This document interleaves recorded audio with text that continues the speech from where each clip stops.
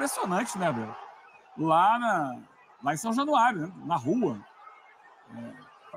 Mas quase que um milagre, né? Mas é óbvio que é um milagre a partir de um trabalho que está sendo feito. Das 25 finalizações, 8 no gol. Tem a ver com o que você estava dizendo. Que a gente falou de 7-7-7, de goleada para o Flamengo, trocas de técnico. E com o vice-campeão da Sul-Americana, o Atlético Paranaense, ganhando Copa do Brasil, ganhando Copa Sul-Americana. Então, assim, havia que tinha muito isso. E aí não é só a questão de ser alguém de fora. As decisões eram tomadas em Miami. Exatamente. Outros clubes que têm SAF. E a do Vasco era mais desastrada e a mais distante.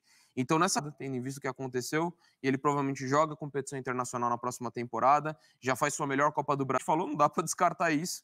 Então, é algo espetacular. E ontem é mata-mata. Assim, se tem uma expulsão... Parceria na tela do F360.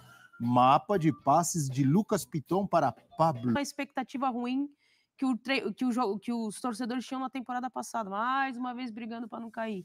Mais uma vez um time sem alma. O time teve muita dificuldade de marcação. Primeiro tempo... Exagero? É errado dizer que seria um azarão nas semifinais? Olha, mas claro que a gente vai olhar para o campo, os outros são mais fortes que o Vasco. Então, isso pesa, sabe? O time que está na crescente, que pegou o elevador e está subindo, é diferente daquele que está ali, já estagnado lá em cima. 4 do Criciúma em casa e tal, com todo respeito ao Criciúma, não é um resultado normal. Então foram... É uma exclusiva, na verdade, com o presidente do Vasco, e você vai conseguir acompanhar nesse momento o que ele comemorou com jogadores e deixando o vestiário. Nós estávamos ao vivo no Arena após a classificação do Vasco. Classificação, como eu falei com vocês, heróica. O Vasco vencendo os pênaltis com 100% de aproveitamento, 5 pênaltis batidos e também